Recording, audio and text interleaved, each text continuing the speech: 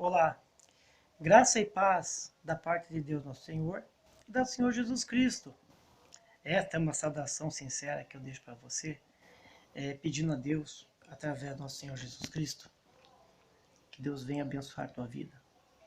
Eu espero que você esteja bem, com uma vida espiritual boa, sossegada e tranquila. O assunto de hoje, que vamos tratar nesse assunto, no decorrer desse vídeo hoje, é sobre entendimento, conhecimento e inteligência. Algumas pessoas não têm em casa um dicionário Aurélio, mas tem um celular em casa. E no celular você tem o Google. Você pode procurar no Google a definição dessas três palavras: conhecimento, entendimento, inteligência. Há uma quarta palavra que é sabedoria, mas vamos tratar nesse momento de duas palavras, que é entendimento e conhecimento. Depois vamos tratar sobre sabedoria e inteligência. Vamos começar por entendimento e conhecimento. Conhecimento é tudo aquilo de informação que existe na Terra. Pode ser uma informação escrita, desenhada, esculpida, uma informação gravada na pedra, na madeira. Qualquer tipo de conhecimento, ele é gravado e guardado para que a posteridade possa acessá-lo, né? Então o conhecimento leva a gente à informação, e essa informação ela faz daquele conhecimento, daquele conjunto de ideias, entendeu? De ideias, conhecimentos, um dogma, vamos dizer assim, um dogma, né? Aí você vai analisar aquelas informações e vai ter conhecimento daqueles fatos ou acontecimentos, leis, normas. Aí você tendo o conhecimento, você vai saber usar aquilo, né? E vai tirar daquilo, naquele momento, daquele conhecimento, uma solução para algum problema, passando alguma dúvida. É muito fácil você entrar hoje em dia no Google e ver uma receita de bolo. Você vê o bolo prontinho, a coisa mais linda. Ó, aquele bolo gostoso que a irmã ou o irmão faz em casa, né? Que a tua mãe fazia, que aquela pessoa de mais idade, que você tanto quer bem, da igreja ou não, aquela pessoa de idade, faz aquele bolo tão gostoso, né? Aí você quer fazer um parecido, ou quer fazer um igual, né? Você quer saber como é que faz, aí você procura a receita, né? E como é que você vai conhecer aquele bolo? Através da receita. Então você vai pegar no Google ou no livro de receita e vai digitar ali, ou procurar na página X ou Y, aquele determinado assunto, né? Que é a receita. Por exemplo, bolo de fubá. Aí você vai lá aprender como é que faz, né? Vai escrever qual que é o ingrediente. Você vai aprender também qual a ordem de você colocar aqueles ingredientes. Porque você não pode colocar ingrediente antes do outro, não pode dar problema, né? No final do bolo, né? E depois você vai aprender a temperatura certa do forno, o tempo de, de amadurecimento da massa, né, que a gente fala que é descansar, ou também o tempo de esfriar, né, e assim por diante. Como servir aquele bolo, o que pode acompanhar aquele bolo num almoço, num jantar, num café da manhã, um evento. Então a vida espiritual é quase igual. Eu pego, por exemplo, esse bolo, né? Então o conhecimento é tudo aquilo que está registrado. Falando biblicamente de conhecimento, a Escritura Sagrada, a Bíblia Sagrada, ela é um conjunto de livros, um conjunto de conhecimentos. Ali tem profecias, relatos, repreensões, exortações e todo tipo de conhecimento, uns bons, uns mais duros, severos, né? Outros mais leves, né? E você vai aprender tudo sobre aquilo, conhecimento. Então, por exemplo, você tem uma dúvida quanto à palavra de Deus? Quanto ao Senhor Jesus, você vai procurar onde? Na Bíblia, porque ali está o conhecimento, né? Mas também você tem que conhecer a vida útil nessa vida secular, né?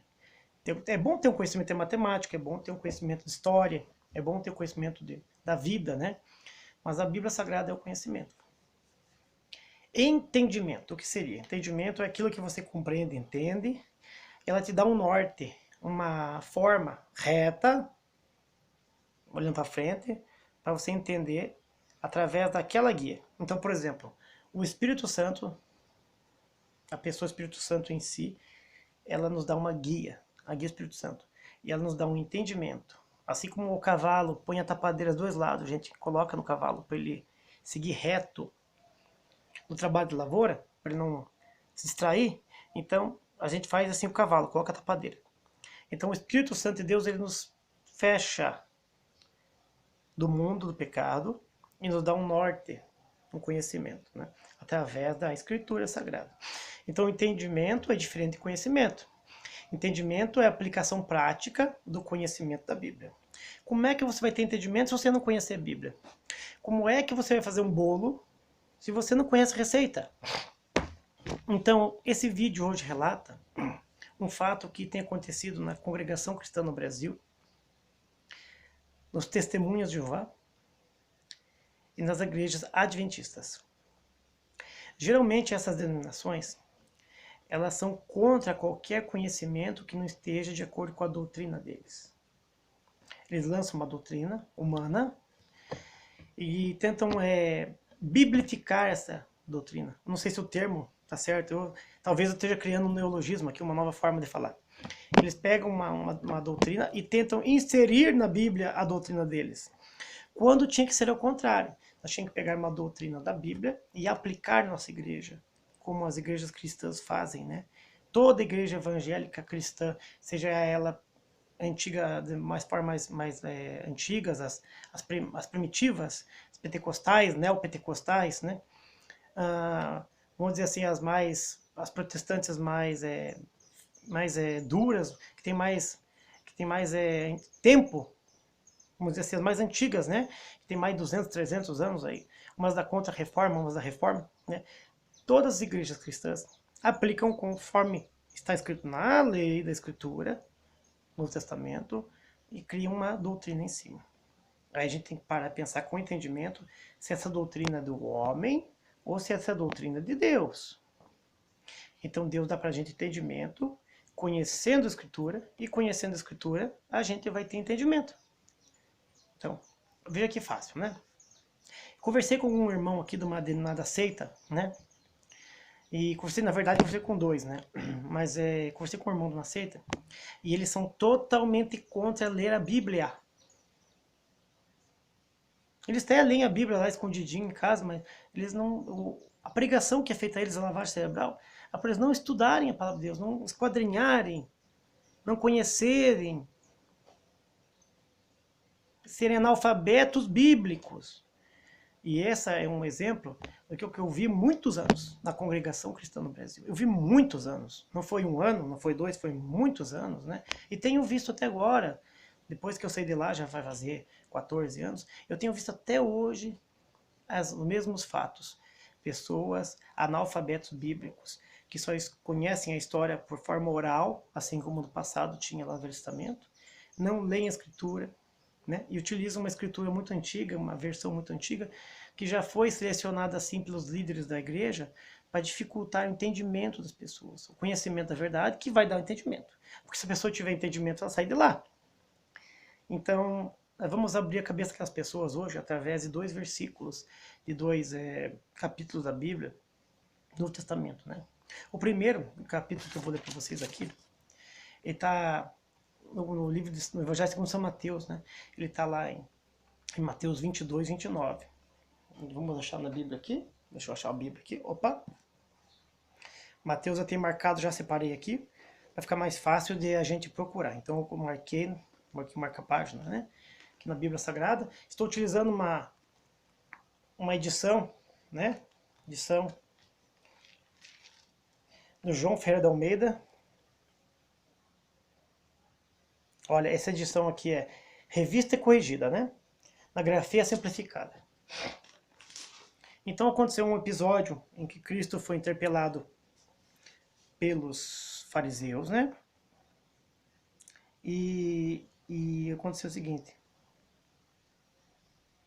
Eles perguntaram sobre uma mulher que teria falecido e vários homens tomaram ela, tal. E perguntaram, é uma pergunta capciosa, tentaram botar o Senhor Jesus numa pegadinha, né?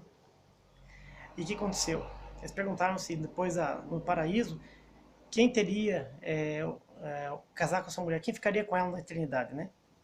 Aí o Senhor Jesus fala assim, repreende eles assim, ó. Livro de São Mateus, capítulo 22, no verso 29, diz assim: Jesus, quem fala aqui é o Senhor Jesus.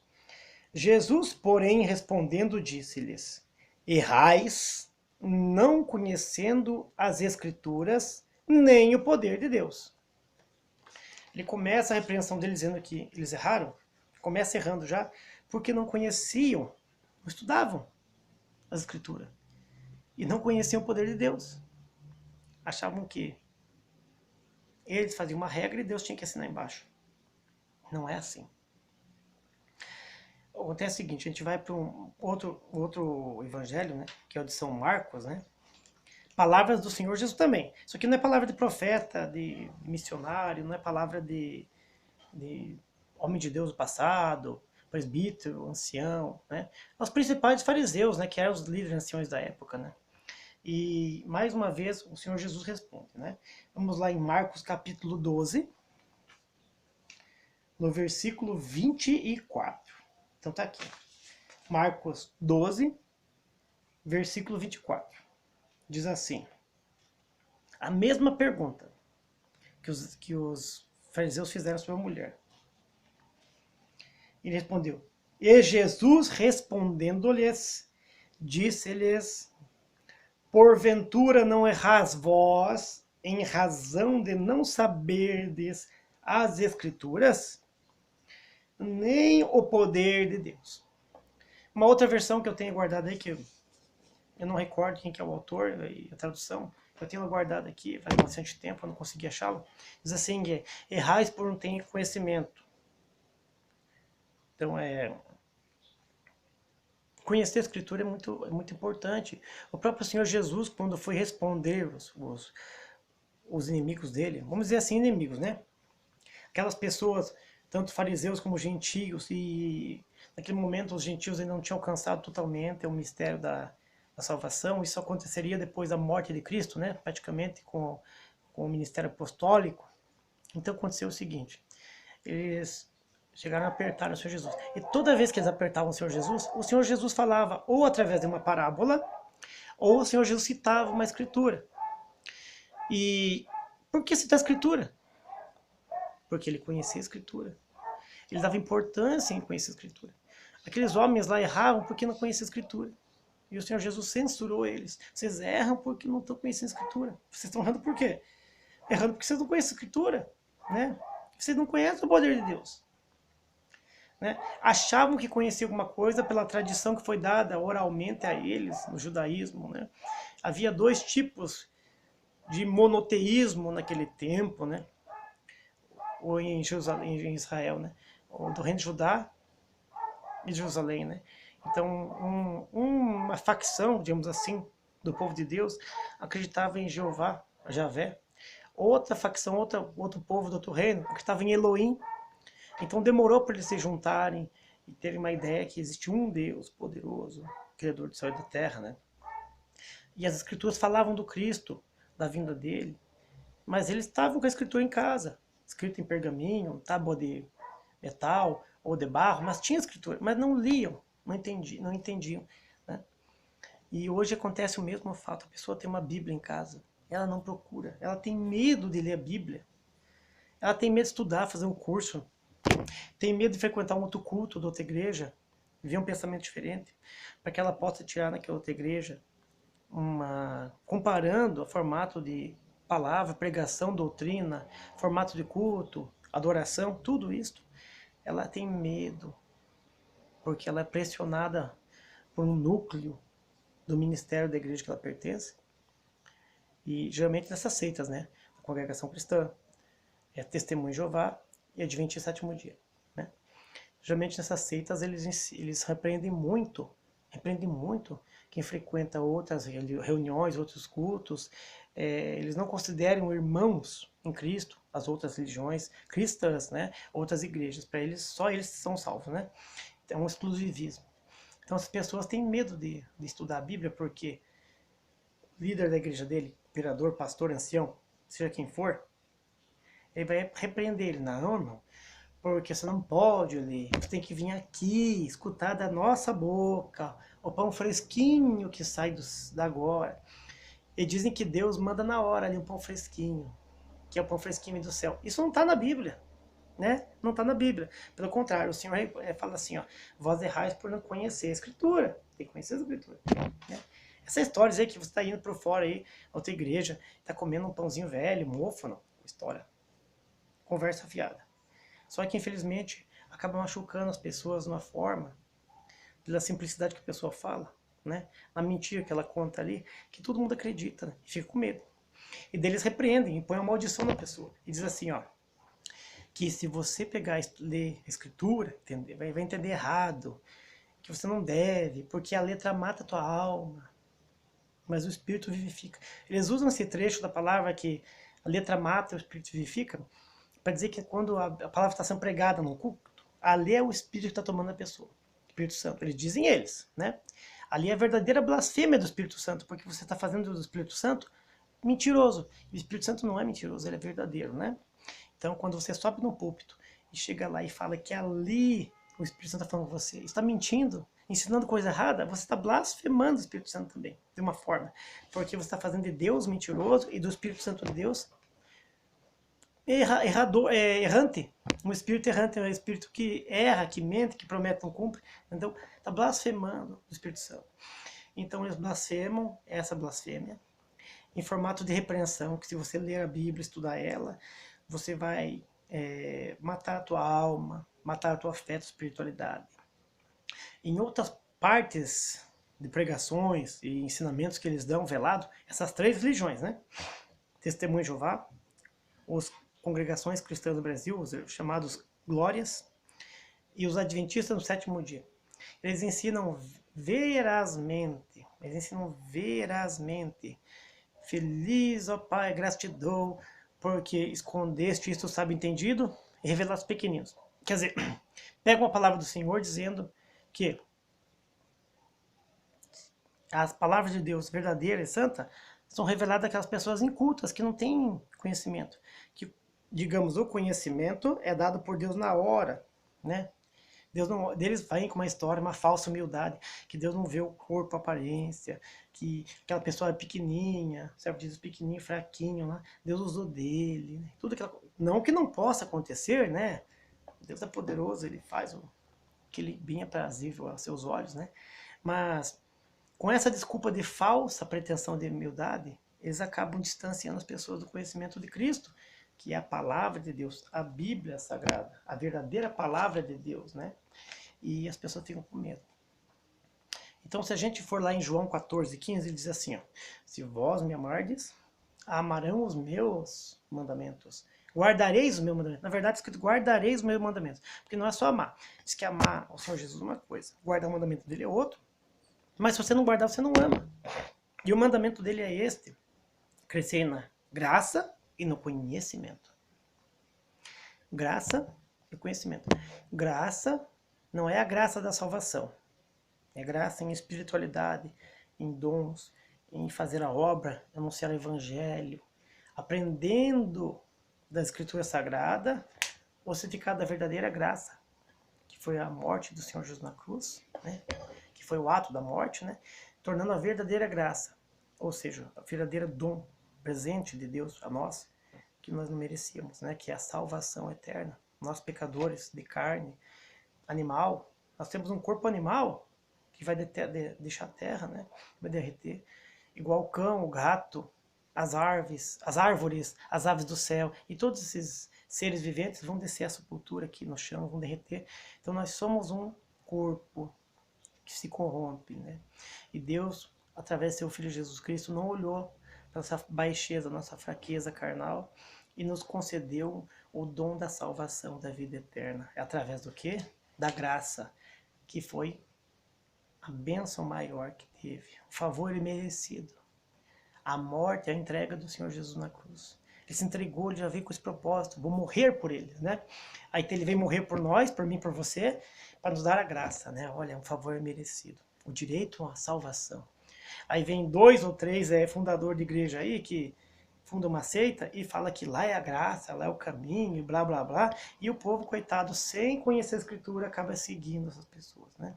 Então, se a pessoa começar a ler, você, irmão, você, irmã, começar a ler a Bíblia, você vai ser livre, vai ser liberto. No começo do vídeo eu falei sobre inteligência e sabedoria. É análogo a... Isso é muito parecido, né? Mas não é a mesma coisa, né? É análogo ao texto quando eu comecei a falar já no começo do vídeo, né? Sobre conhecimento e entendimento. É a mesma coisa. Inteligência, irmão, inteligência, irmã, e caríssimo que está me ouvindo, né? Diferente da sua doutrina, fé ou religião que você está praticando, sendo você cristão, eu te digo que inteligência você tem muita. Todo mundo tem inteligência. Porque a inteligência é algo nato, algo que nasce com o ser humano. O ser humano é inteligente. O ser humano põe o dedo no fogo, queima ali, ele já tira o dedo. É de imediato, é uma coisa natural que o ser humano tem. Foi dado a ele esse reflexo. Então a inteligência é um reflexo da alma. Então tudo que é bom, a gente aprende com os erros, com os defeitos e com as coisas boas, né? Você não precisa pegar e botar o dedinho no mel lá para saber que o mel é mel. Você sabe que ele é doce. Se você já provou alguma vez, ou alguém já te falou o que é doce e o que é mel. E também não precisa botar a mão no fogo para saber se ele é quente. Alguém te falou que ele é quente. Ou você, no engano da vida, aí, quando era criança, tocou numa coisa quente, queimou a mão. Então já sabe que o fogo queima e que o mel é doce, né? Então essa inteligência ela assimila e dá um norte para nós. É inteligência. Agora, sabedoria é diferente de inteligência. Sabedoria não é todos que nascem. A sabedoria é algo que você adquire com o tempo, que é a forma de você nortear o teu conhecimento através do entendimento. Você tem uma rede de conhecimentos, né? Matemática, física, direito, português, história, né? E também as escrituras sagradas, que é o mais importante de tudo para a vida cristã. As escrituras sagradas, né? Então você vai juntando conhecimento e vai tendo um norte, que é o entendimento. E através do entendimento você vai adquirindo sabedoria, que é uma maestria, uma forma de você lidar com problemas, dificuldades.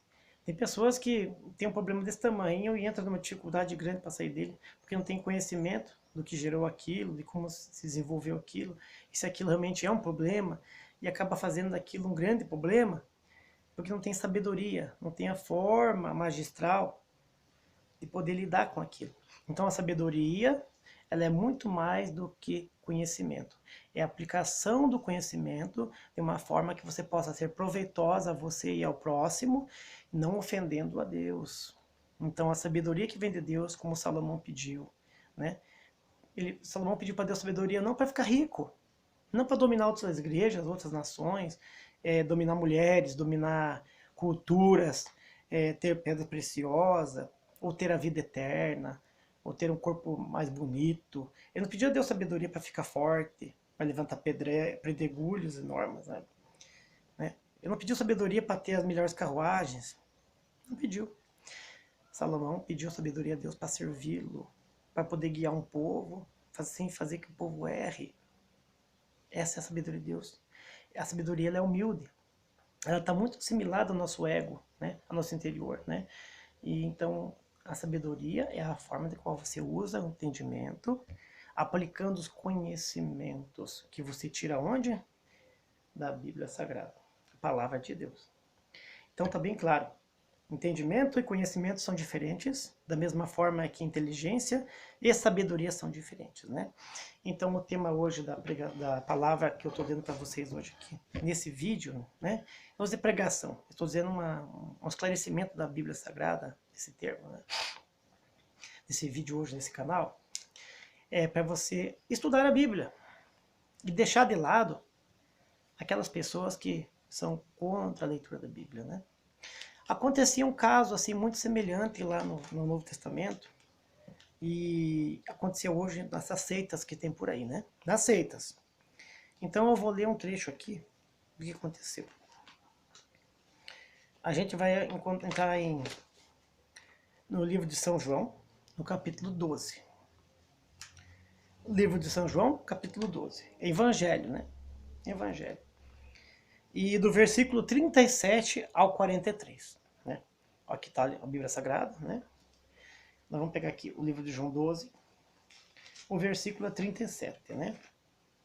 Diz assim, vou fazer uma leitura rápida e breve. Eu falo muito rápido, vou aproveitar. Diz assim: e ainda que tenha feito tantos sinais diante deles, não criam nele. Para que se cumprisse a palavra do profeta Isaías, que dizia assim: Senhor, quem creu nossa pregação e a quem foi revelado o braço do Senhor.